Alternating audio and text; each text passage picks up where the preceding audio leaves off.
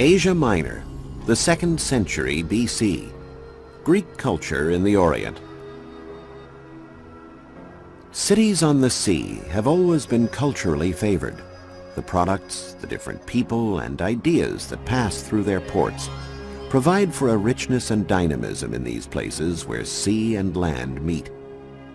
And this was even more the case in antiquity, when there were no means of transport other than ships or caravans. If we think that only a certain affluence can permit the ease necessary for literature, research, and reflection, then it is not hard to understand why science and philosophy found fertile ground in the Greek cities of the Orient. A large group of illustrious thinkers and scientists existed during the classical and Hellenistic periods in Ionia, an ancient district that encompassed the west coast of Asia Minor and islands of the eastern Mediterranean as well. The results of these great minds are still visible in the archaeological remains of island and coastal cities. We'll take a journey through this ancient land and meet the famous architects, philosophers, and medical practitioners whose theories and findings have lasted the test of time and are with us to this day.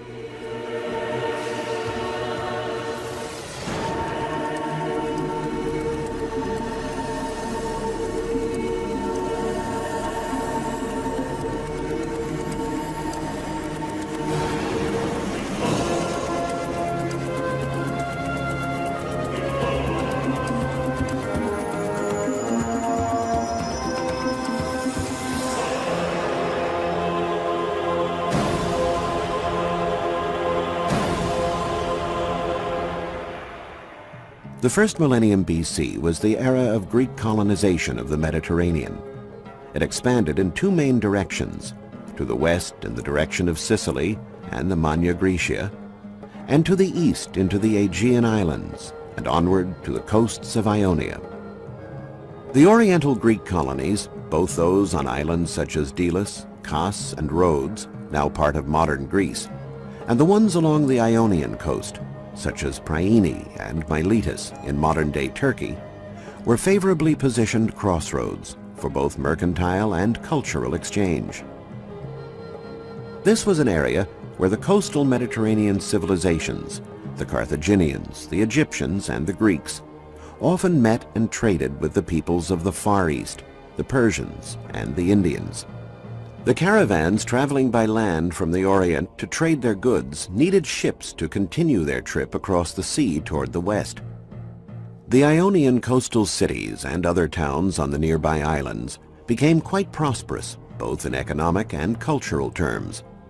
It was a favorable area for the blossoming of art and science, and was the homeland of distinguished persons in all branches of knowledge, including poets, orators, and philosophers with a great thirst for culture. Public speaking by these renowned men was commonplace. In Priene, one of the most fascinating cities of ancient Ionia, archaeologists unearthed a strange tiered building with a square floor plan. They immediately realized that it must have been used for town meetings and was thus either a bouleuterion, the meeting place of the city senate, or else an ecclesiasterion, a place where the people held their assemblies.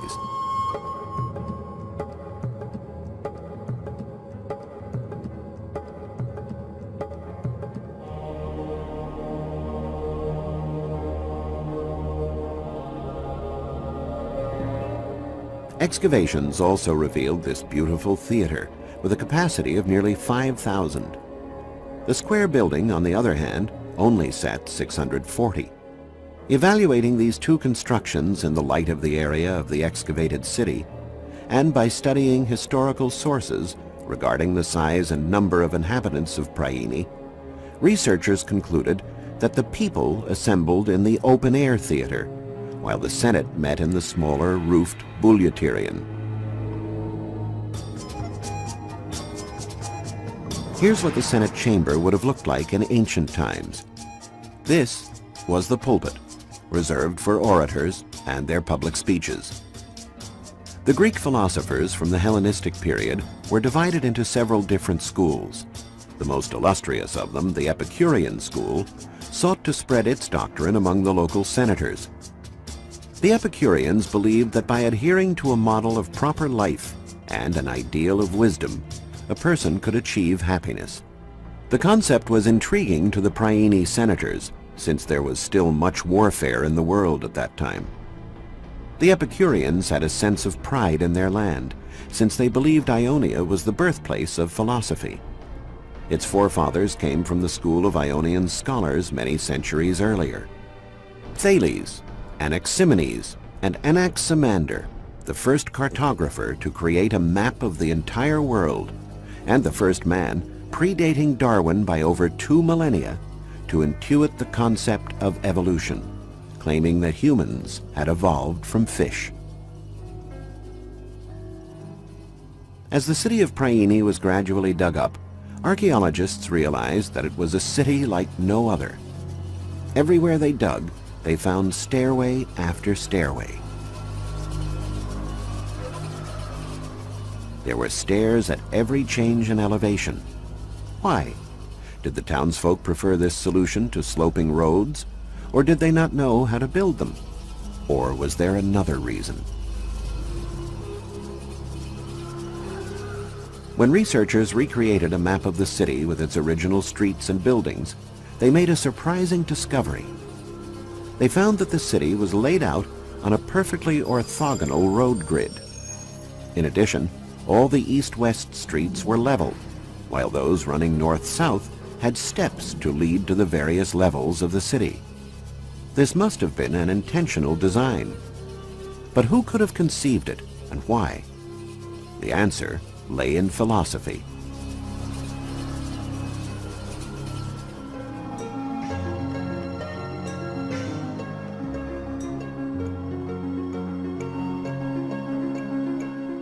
Ancient sources record that it was one of the most illustrious Ionian philosophers, Hippodamus of Miletus, who founded the science of urban planning. Instead of letting a city grow in a haphazard fashion, Hippodamus felt it should first be drawn out rationally on a map, preferably laid out on an orthogonal grid, with precise functions assigned to each neighborhood. Hippodamus went on to design cities throughout the Greek Empire.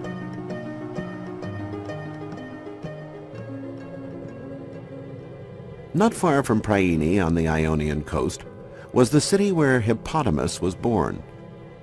In the late 1800s, researchers unearthed a fantastic city with grand colonnaded avenues, enormous baths, and sumptuous buildings. They immediately thought it might be the powerful city of Miletus, which changed hands several times between the Persians and the Greeks. Everything seemed to support this hypothesis, except the fact that Miletus was a coastal city, while this site was a good 6 miles from the sea. Archaeologists remained in doubt until they unearthed this construction, decorated with beautiful lions.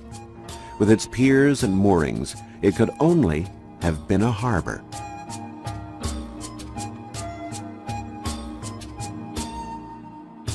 Not far off, they discovered another harbor, christened the Theater Harbor, because it was overlooked by this beautiful and immense theater, which had a seating capacity of 15,000, one of the largest in all the Greek Orient. Although the sea was not there when archaeologists discovered the city, it must have been there before. The explanation for the mystery was later offered by the Meander River, which forms a broad delta near the ruins. Over the centuries, the river deposited enormous quantities of sediments and pushed the coastline much further out from where it had been during the first millennium BC. In the process, it buried most of the city and left another large section immersed in swampy land. Excavations later confirmed that the archaeologists had indeed found Miletus.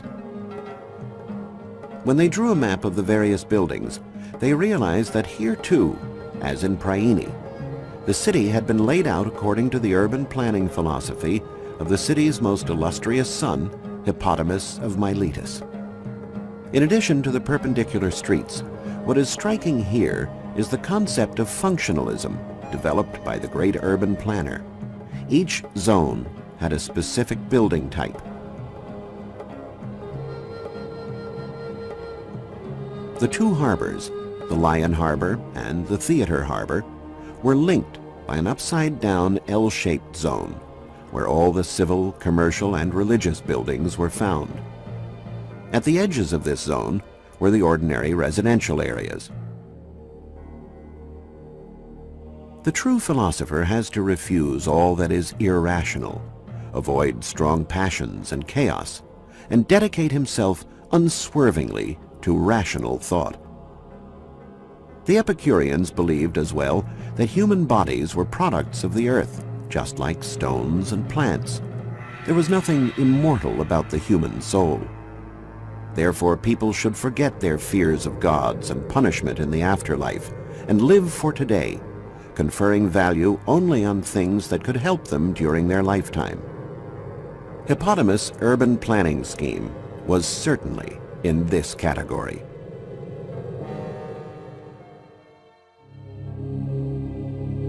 On Delos, a small but important island in the eastern Mediterranean, archaeologists uncovered a series of terraces with buildings dedicated to the worship of various divinities. Inscriptions and statues led to surprising discoveries. All the sanctuaries in this area paid homage to foreign gods: Serapis, Isis, Anubis, venerated by the Egyptians, as well as the Sabiri, worshipped in this Samothracion, a sanctuary built to the gods of Samothrace. Why was there such a large presence of non-Greek gods on this Greek isle? Scholars consulted various ancient texts and discovered, with the help of the historian and geographer Strabo, that Delos was home to the ancient world's largest slave market. Merchants and slave dealers arrived from all parts of the world to buy and sell the most important economic resource of those times: manual labor. Delos thus became kind of a crossroads in the Mediterranean, and went out of its way to offer its visitors a vast area for worship, later named by archaeologists the Terrace of Strangers. As an influential visitor on Delos, you might be invited to be a guest in the homes of well-to-do Greeks. Delos was truly a cosmopolitan place, a place where everyone could feel at home without having to boast of any superior fatherland, a place where diversity meant richness. The winds of affluence filled the sails of Delos, the legendary home of Apollo. It was truly a treasure island of the Aegean.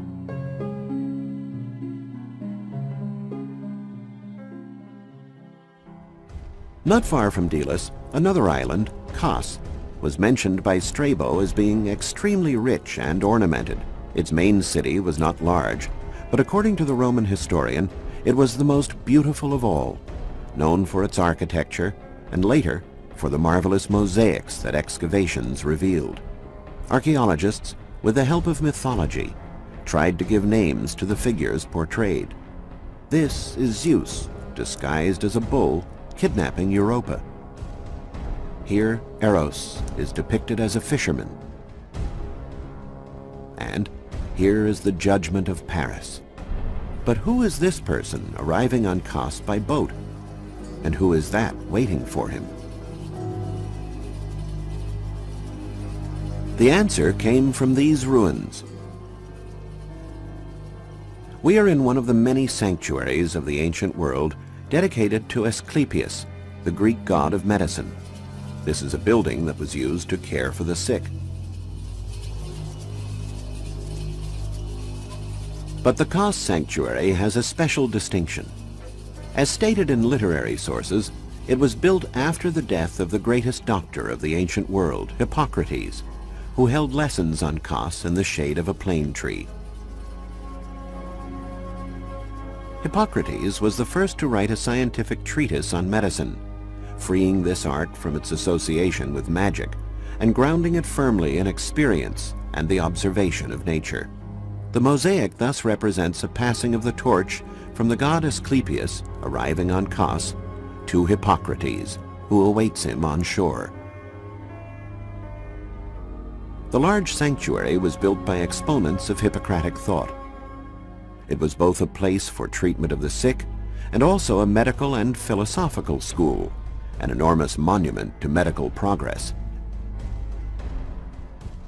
One of the great themes at this time in the pursuit of happiness and wisdom was the achievement of victory over pain.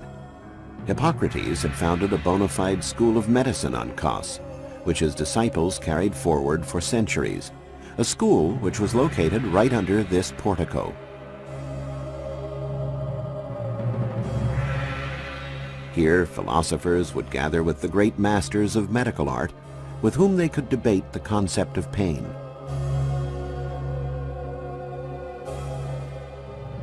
On the second terrace is where the priests were located. They were part of the sanctuary dedicated to religious rites in honor of the god Asclepius.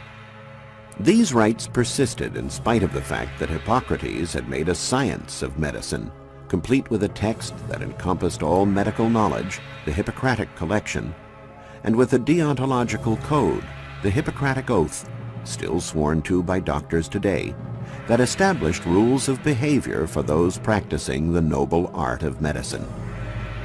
Even though religious symbols were strong at the sanctuary, with the prominent temple of Asclepius standing out on the third and highest terrace, Hippocrates was still recognized as the greatest doctor of all time.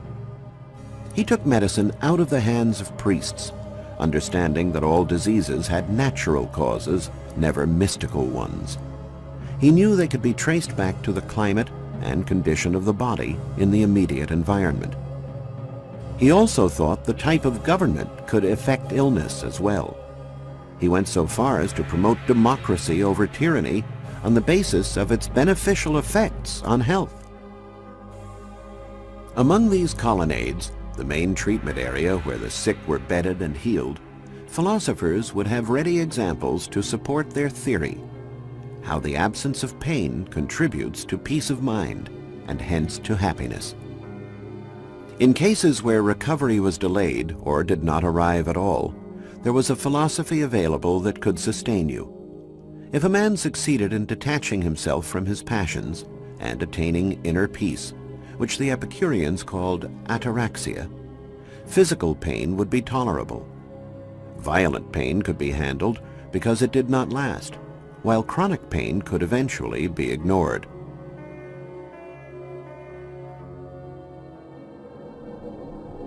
In 1936, an Italian archaeologist, Luciano Laurenzi, digging on the island of Rhodes along the walls of the city of the same name, made a sensational discovery. He unearthed, one by one, a series of heavy stone spheres. There were hundreds of them in all sizes. The smallest weighed 4 pounds, and the largest, almost 600. What would so many heavy balls have been used for? It was soon clear that Laurenzi had discovered a large arsenal. The stone balls were projectiles for catapults, used before the days of cannons. But the quantity of ammunition must have been related to some exceptional event in the history of Rhodes. Historical records supported this thesis. In 305 BC, a great military leader, Demetrius Poliorcetes, had attacked the wealthy city of Rhodes. Rhodes had the largest grain market in the entire Mediterranean and was a flourishing banking center. It thus comes as no surprise that it attracted the covetous gaze of conquerors and military leaders. Though Demetrius had overcome many other cities and had brought powerful war machines with him for this battle, he was defeated by the people of Rhodes. As a testament to their invincibility, and perhaps also as a warning to those approaching the island with bellicose intent, the Rhodians built the largest statue ever seen, the 100-foot-tall bronze Colossus of Rhodes, one of the 7 wonders of the ancient world. Archaeologists wondered what techniques the Rhodians had used to forge and erect such a formidable giant statue.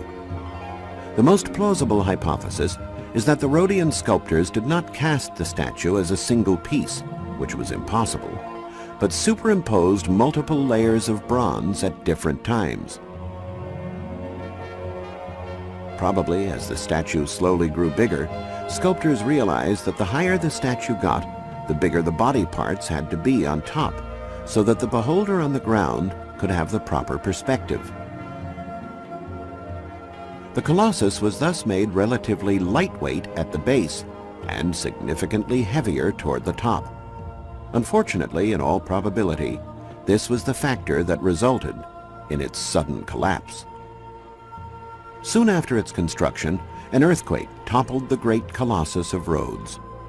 A few centuries later, it was sold for scrap to be melted down. The Colossus of Rhodes was therefore an experiment, a completely innovative project from which designers drew important lessons for further achievements in art and engineering.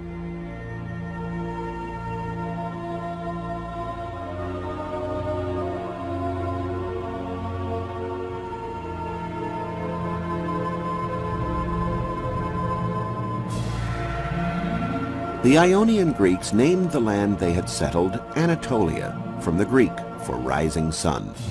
And indeed, the glistening images and art they left behind, the illuminating philosophical thought, the architectural advances, the medical heritage, worked indeed like a rising beacon of enlightenment. Yes, the mercantile aspects of the land brought money, but it was wisely put to use in developing knowledge and wisdom at the service of mankind, an approach that could only find a homeland in the most open and cosmopolitan part of Greece, the Far Eastern sector, washed by the sea and in contact with distant lands. Here the mind was given free rein, nurtured and admired so it could flourish, allowed to expand in bursts of creation, and thus fulfill its voluminous potential.